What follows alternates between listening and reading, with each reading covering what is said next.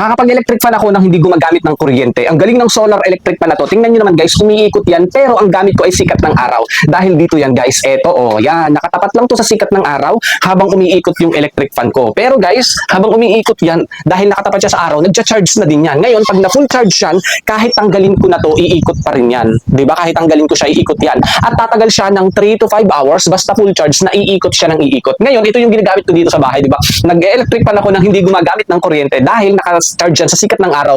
Habang may araw dito sa bintana, ito yung ginagamit ko. Kasi ibig sabihin, hindi ko kailangang gumamit ng kuryente, di ba? O, nakakapagpahinga, makakatulog ng maayos, lalo na sa tanghaling tapat. Tama-tama kasi to, nasa tapat ng sikat ng araw. So ngayon, nasa kwarto ako, nagpapahinga, matutulog, nang may electric fan pero hindi gumagamit ng kuryente. Astig, di ba? Napakamura lang nito, guys. Kung gusto niyo makatipid sa kuryente, nakakapag-electric fan nang hindi gumagamit ng kuryente, gaya ng solar electric fan na to, check out nyo na to, guys. Napakamura lang. Mas makakatipid ka, di ba?